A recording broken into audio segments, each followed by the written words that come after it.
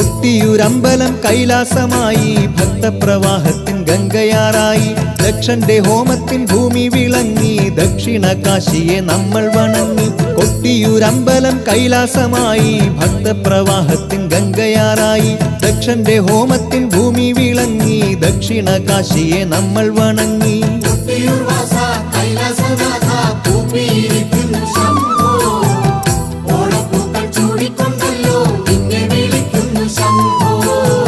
സൃഷ്ടിസ്ഥിതി സംഹാരം ചെയ്യുന്ന മൂർത്തിയല്ലോ,